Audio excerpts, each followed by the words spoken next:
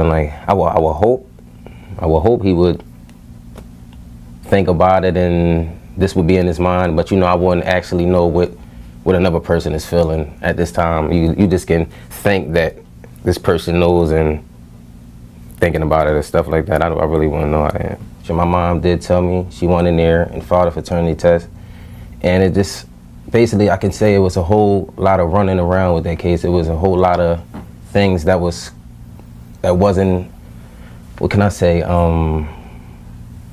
we didn't have enough information to push the case. That's what I basically can say. We didn't have enough information to keep the case going. So it was a big case to me because I really wanted to find out who my father was, and for the case not to go how I was planning it. I really thought it was going to go different than what it was, but I really feel like it should have been over with because I feel like if it was anybody else, I'm not saying this because people got higher standards or people make more money than that, but it's just different because if it was anybody else that made a low income, I feel like they would have had them in there way faster than people that's wealthy. I really try not to get frustrated, basically I really try not to think about it. I go on with my life because anything could happen, but I still gotta live for myself at the end of the day. I still gotta work and bring in income for me. I can't sit around. I gotta get up off my feet and do something. I can't wait on the world. Like I can't say, I can't wait on anybody to want to respond when they want to. It is important that I know who my biological father is, just because my mom health, I don't know if it's coming from our family or it's coming from the other side, and that would be something I really would want to find out because in the future you don't know what could happen. And a lot of people are so quick to judge because they see somebody coming out and try to find out if the person trying to find out things, they so negative to push you down. People are just so quick to judge a person that's I want to say low income, but somebody that doesn't have it, and somebody that does, they always think you coming after that person's money, or they never look at the full story and things like that. It was rough, living in Philadelphia.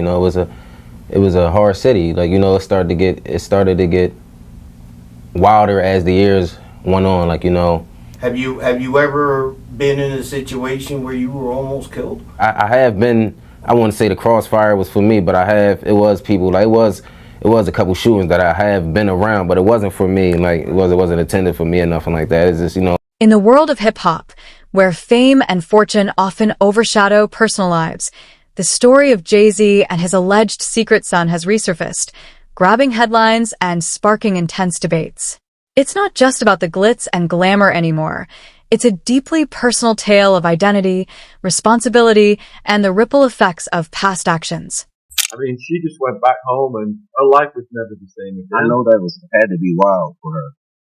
Yeah. I know that had to be an experience that your mother shouldn't even have to go through. I understand it had to, but I know there had to be something that just like you said, our head exploded, shock. It's just, I believe that no child should have to go through this, no person should have to go through this. If we have, all the tools we need to find out the truth, why is the government hiding this from us? Why they can't do it for us?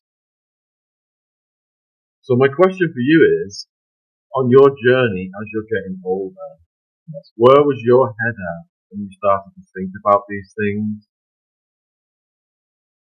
I was lost.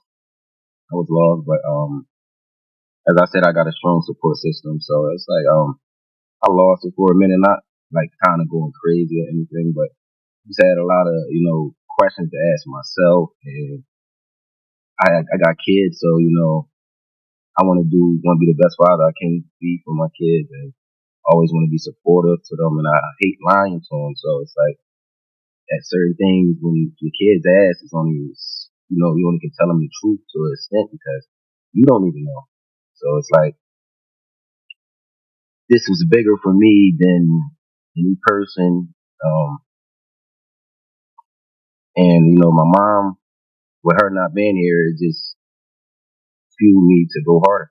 I know it'd be something she would wanted and something she fought for. So it's like I'm fighting for it too. It's nothing wrong with trying to find out the truth. So it just made me, lose it for a second, but I gained back and just worked and got around family and did a little camping. You know, I love going camping, fishing with my son. Just got back to a good space. That's it. Okay, so how old were you then when you were told the story of how your mom met Jay-Z?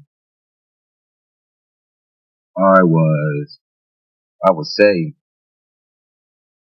officially, probably I would say like a 10 or 11. She told me when I was like 6 who my father was, but when she fully started telling me stories, I guess when I could better understand as I got older, it was really like 10 or 11. And that's when she started telling me like, wow, this is your person, you know, this is your dad, and showing me little pictures that she did have of him and little clips and little videos that she had. And as far as like, I'm talking. Let's dive into the claims made by 31-year-old Rear Sui, who has spent over a decade fighting to prove his biological connection to the rap mogul Shaw Carter, famously known as Jay-Z. According to Rymir, his mother Wanda was just 16 years old when she allegedly became pregnant with him after a brief encounter with the rapper. This is a story that goes beyond paternity.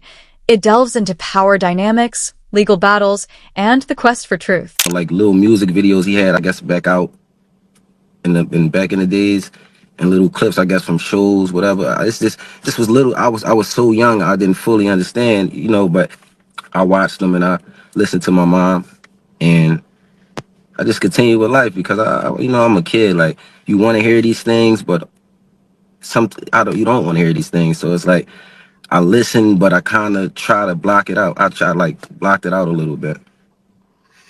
And did you reach a point over the years where you wanted to reach out and say hi? Yes, as I got older, I thought that it would be a good idea to, try to have a relationship, or at least I could say I tried on my part. I did reach out. My mom signed a letter. You know, it was, they seemed cooperative at the beginning, but then it just start going to the left, I guess. Nobody was communicating no more, and it just was all court action. And what was the story that was told to you as to how your mum had met Jay-Z? Well, basically, my mom was at a show, and she was with a friend. And I guess her and her friend stayed to after the show. He was doing little signings and little autographs and stuff like that. I guess he wasn't too big, but I guess females, when the show is over, you can sign little autographs and stuff like that. Talk to the people who perform.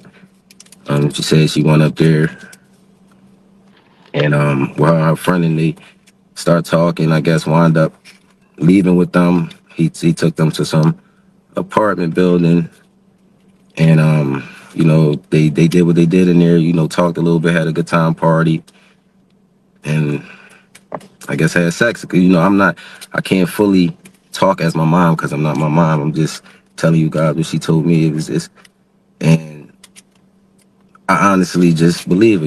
It's just no doubt in my mind that I believe her. My mom wouldn't just make something up like that, and it's been no challenge to say that my mom was telling no type of fraud, no type of lie. Nobody ever said anything to me. All right, well, I don't know your mom. I don't know who your mom is. This is a lie.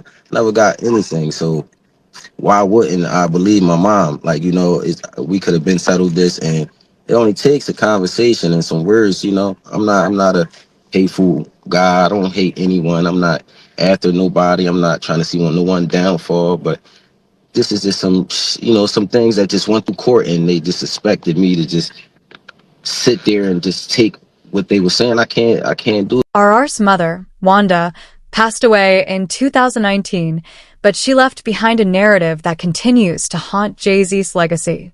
According to her affidavit, she and Jay-Z had protected it, but the protection broke at the time Jay-Z was 22, navigating the early stages of his career while Wanda was still in high school. Her account paints a picture of vulnerability and youth clashing with ambition and power. So Jay-Z's attorney has outlined what he believes are inconsistencies in the accuser's account of what happened. Break it down for us. Yeah, so the major pillars I would say would be location, witnesses, details, and timeline. Location being that this allegedly started off at Radio City, and according to the alleged accuser, she said that she was in the car for 20 minutes before getting to Sean Combs' house where the after party was hosted, to a large white house in a U-shaped driveway. Now, if you're from the New York area and you know where Radio City is, 20 minutes in any direction does not get you to that kind of real estate. And that's what the attorney is pointing out here. Witnesses. The accuser again says that she saw specific people at that after party, but people were saying, no, this person was touring. The witnesses, the alleged accuser's own father says, I don't remember picking her up after a 5-hour drive from Rochester to New York after this night. And then details. She's saying that she watched the show on the Jumbotron, where on the VMAs of that year, there was no Jumbotron, and the timeline as to how this all could have occurred, the attorney is saying it doesn't match up based on where people were at specific times. I'm curious your thoughts, because Jay-Z's attorney met with select members of the media. It was a closed-door meeting. What do you make of this strategy?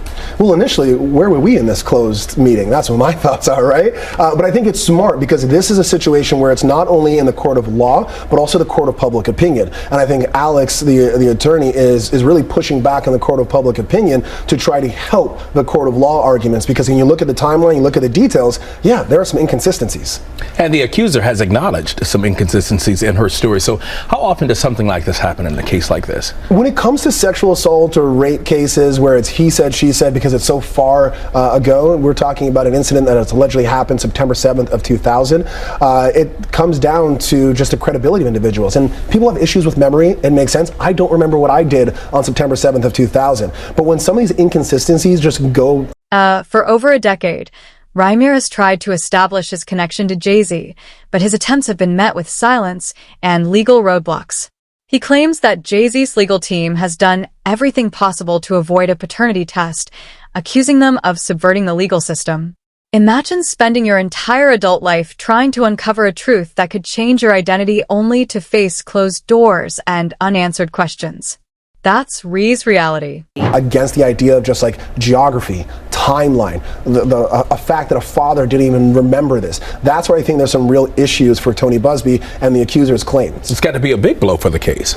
I would imagine so, but these aren't legal filings. This is just maybe a precursor to that. So we have to see what Alex Spiro ends up filing in court and what the response is from the Tony Busby and the accuser and what the court decides. When you look at the language from Jay-Z's attorney, it seems they're really trying to distance themselves from Diddy at this point. How important is that relationship between these two men? It's everything. I mean, when I first thought about this, I thought to myself, what are all the sayings that we have just in our culture about guilt by association, show me who your friends are and I'll show you who you are, birds of a feather flock together. At this point, Sean Combs is toxic from a legal standpoint in terms of his association with all of these civil lawsuits and a federal criminal investigation. So if you're a close friend of his, especially in the period of time when these allegations existed, you're definitely going to be looked at under a microscope. And so what Alex Spiro is doing is saying, hey, yeah, they're close friends, we admit that, it's public knowledge, but that friendship stops when we get to this whole freak-off issues and sexual assault and rapes. Trying to make that separation. Brian, thank you very much. We appreciate it and good to see you. In a recent interview, Reer opened up about the emotional toll this journey has taken. It's heartbreaking and frustrating to see Mr. Carter respond to allegations with deflection and attacks. He said his words strike a chord with many who have faced similar struggles in their personal lives. This isn't just a celebrity scandal, it's a human story of longing and frustration. It's just him, Dame, and Biggs. Nobody say I have a problem with them then. When he took them niggas to the top, them as a team. Cause y'all remember, you gotta be honest. Like Jay-Z when he first started coming out, the first CD, it's a classic and all that, but he wasn't the best rapper. He wasn't the best rapper. He was lyrical, but it wasn't like the best raps. Like it wasn't like, but it was that push and that drive behind him. That you know what I mean, because Jay-Z didn't even catch on with his first album, really. You know what I mean? So if a person believes in you and going out there fighting for you in your behalf, they owe a certain amount of respect, I think. I mean, so like but the thing is that Jay-Z don't want nobody to get money. So like, I ain't like it's not a secret. Look at him. What about a Mill? I heard a Mill was working somewhere, whatever. I'm like, yo, if I see a girl that was a rapper on my label and I got $1 billion, she ain't gotta worry about nothing ever. Period. You know what I'm saying? Yo, It's you and just- Emil should start. Huh? You and Emil should start a podcast together. I don't even know her. I mean, I know who she is, but it just popped in my head. There's just the fact that she was the Rockefeller, female of Rockefeller, right? She should be rich because she's a reflection of you. Period. Like, I mean, I'm over here in this $150,000 million house. She over there struggling. Bro, see, I'm more mindful than that. So they might look at me as I'm a bad person. I talk shit, but I'm mindful. I would never have that. Let that be. Whatever she need, or to get her that. But it would make you feel better. Plus, it'll look good for you doing it. You so much of a Scrooge McDuck, you don't even want to do that. Like, what the fuck? She's a lady. Like, you feel what I'm saying? It's nothing to get her a car and a house and some money every month. Even if you say, somebody will give you some money for 5 years, but like, then after that, or give her a job. I mean, it's just, to me, it's like easiest 1, 2, 3. But for everybody else, like, well, he don't got to do this, he don't got to do that. No, you don't got to do it, but like, well, ain't this the right thing to do? The fuck, like, I mean, the fuck is, it's crazy if you say somebody should do the right thing. People first thing is nobody owe you and you shouldn't do it. That's 6. Adding fuel to the fire is the timing of these revelations. Jay-Z is already embroiled in a separate legal battle involving explosive allegations of misconduct alongside another hip-hop heavyweight. Sean Diddy comes the reemergence of Ree's claims couldn't come at a worse time for Jay-Z as his reputation faces scrutiny from all sides. Right now, the latest on Jay-Z. The music mogul's attorney fired back at the woman accusing him of sexual assault, raising questions about the events more than 20 years ago. ABC News Live anchor Lindsay Davis here with the story. Good morning, Lindsay. Hey, good morning to you guys. Jay-Z's attorney is calling it all a sham. He says that some glaring inconsistencies in his accuser's story have come to light, and he claims that they're enough for the case to be dismissed.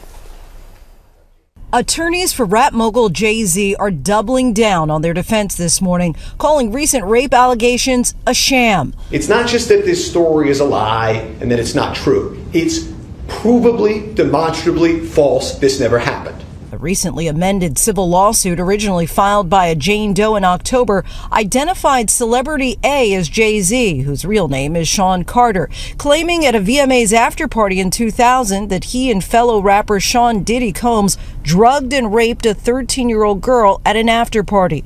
Both Carter and Combs have vehemently denied the claims. Jay-Z's attorney, Alex Spiro, is now highlighting what he says are inconsistencies in the woman's story. According to the lawsuit, after approximately 20 minutes, plaintiff arrived at what she believed to be a large white residence with a gate U-shaped driveway. Spiro disputes her account. There is no such location in New York, 20 minutes from Radio City. It does not exist. Spiro also claims this photo of Jay-Z at a VMA's after-party at the Lotus Club is proof that he was at a different location from where the woman says the rape occurred. The defense says that no witnesses have corroborated her story, most notably her own father, who lived 5 hours away at the time. But the lawsuit claims that after leaving the party, the woman called her father to pick her up and that he arrived shortly before dawn. But NBC News reports that after contacting the accuser's father, he said, "I feel like I would remember that, and I don't." You drove 10 hours to pick up your 13-year-old daughter in New York City? It's not something you would forget. It's not something that he did forget, because this never happened. Cops wanna knock me, DA wanna box me in, but somehow I beat them charges like Rocky. The hip-hop heavyweight is already declaring victory in a statement, writing, "True justice is coming," adding, "This was over before it began." But Jane Doe's attorney, Tony Busby, has remained defiant, stating, "As far as the allegations in the complaint filed, we will let the filing speak for itself." Jay-Z has made it clear that he plans to fight this lawsuit and these allegations until the end. According to his lawyer, Jay-Z is upset that this distracts and dissuades from real victims coming forward. Meanwhile, the attorney for the accuser maintains that she remains adamant about her claim, guys. All right, Lindsay, thank you for bringing that to us. Jay-Z, however, has strongly denied the allegations against him, both in Ree's case and the separate legal accusations. In a statement issued via Roc Nation's social media, he expressed heartbreak for his family and criticized those he believes are exploiting his name for profit. But Reer isn't buying it. He challenges Jay-Z's claims of valuing honor and protecting children, pointing to the rapper's silence in his case as a glaring contradiction.